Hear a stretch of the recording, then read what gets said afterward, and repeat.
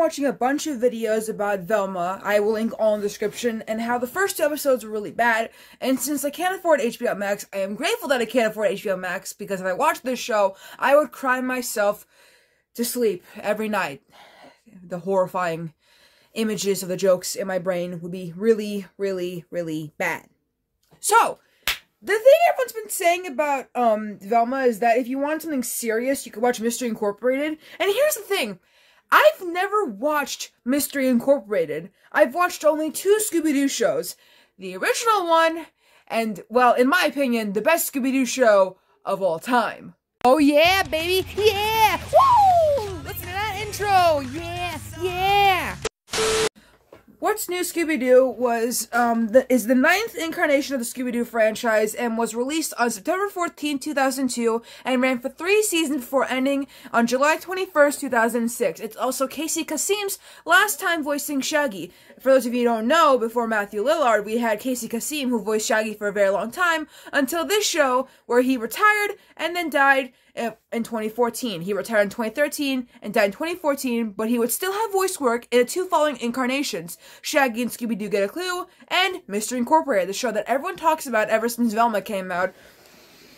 Also, the theme song was written by the Canadian band Simple Plan, which, oh my god, there's something with the theme song that's, like, so good, and I remember watching a video where they performed it during one of their concerts, and no one sang along, and it made me very upset, because if I was there, I would have been pumping my fists in the air, and just bumping and vibing along, because it's such a good theme song.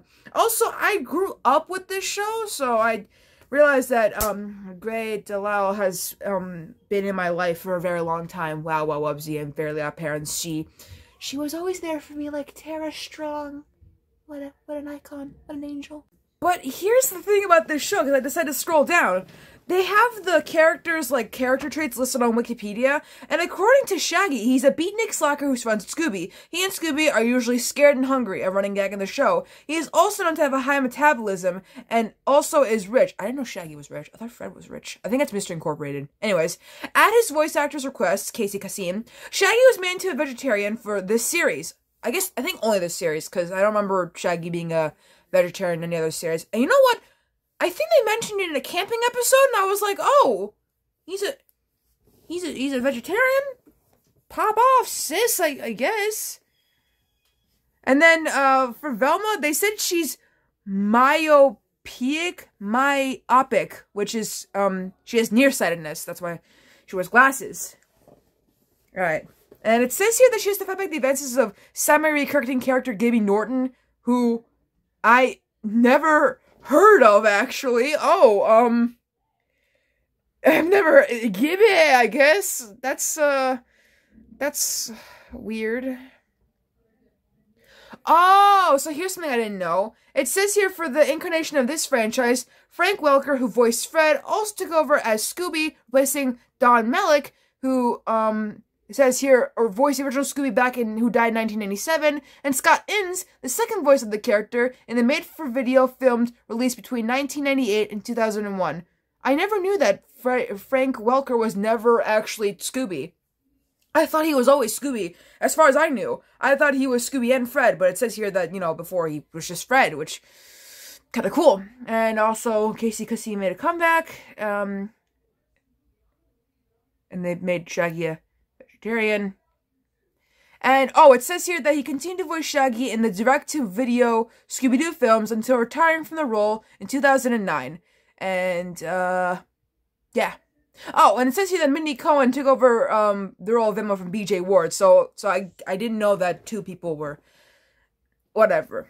I love this show. The band, okay, so Simple Plan are strongly connected to What's New Scooby-Doo. They perform the theme song and appear as themselves in the episode Simple Plan and the Invisible Madman. 2 of their songs appear in chase scenes. I Do Anything in the episode It's Mean, It's Green, It's the Mystery Machine, and You Don't Mean Anything in Simple Plan and the Invisible Man, which also had the song Worst Day Ever serve as the song the band plays during a scene where they practice and a scene where they're in concert.